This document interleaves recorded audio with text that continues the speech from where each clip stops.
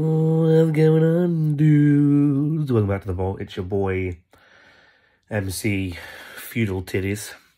And the film I'll be reviewing this evening is The Last Duel. So let's just jump straight into it. This one opens with an introduction to Marguerite as she's dressed by her handmaidens. We then get a shot of a dismal and cold looking medieval Paris. There's a super talented cast for this one. You wouldn't expect Matt Damon to be in a film like this, but he is, and he's great as always. He's joined by the likes of Ben Affleck. I know. I was just as surprised.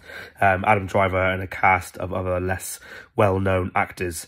They all do a terrific job, though. The standout for me, however, was certainly Jodie Comer. She gives an absolutely phenomenal performance.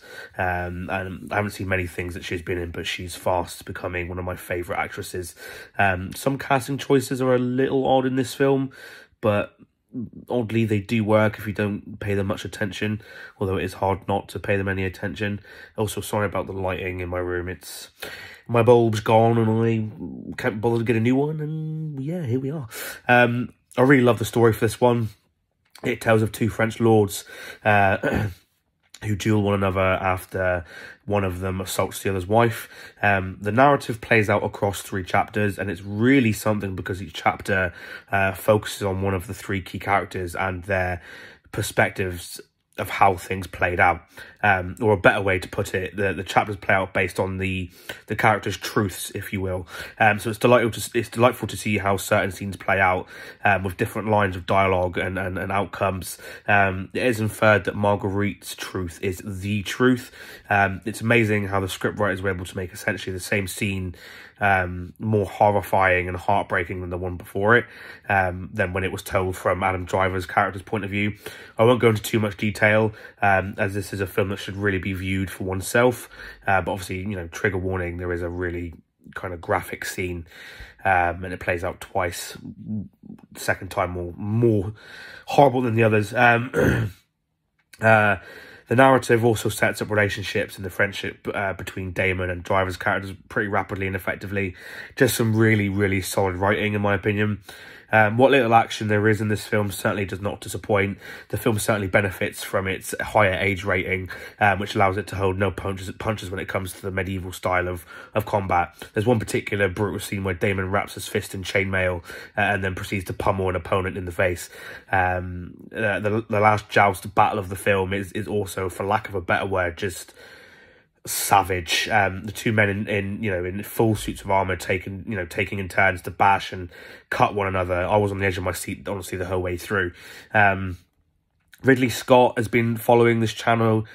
No, that's wrong. I've gone too far there. Ridley Scott directs this one, there we go. And he is no stranger to historical epics like this film. Scott gives us a dramatic, tense spectacle of a film that does not skimp on the violence and character development. Ridley Scott has this innate gift with making 2-hour-long films feel not long at all. Pretty much of all of his films, I've not been checking pretty much for all of his films, I haven't been checking the time once. I've always been so engrossed. Anyone that has been following this channel as well knows that I love films that depict points in history, and anyone that has been following this channel knows that I need the history in that film to be pretty accurate. I'm happy to say that this film's historical accuracy is pretty spot on, or as spot on as it could be. This always strengthens a film for me, makes me enjoy it more. I also have to mention the absolutely beautiful and elegant costume design, whether it was the garments they wore to court or the beautiful pieces of armour. It was honestly breathtaking. The only thing I learned from this film is that I am just so grateful that I live in today's society. I would not have survived during fucking medieval Britain or medieval France or medieval Europe. There we have it, guys. There's my quick review for The Last Duel. Let's jump to the 2 most important questions. Question number 1, would I recommend this film? I'd 100% recommend this film. When I first saw the trailer, I thought, Ben Affleck and Matt Damon doing terrible RP accents and Ben Affleck in a terrible blonde wig.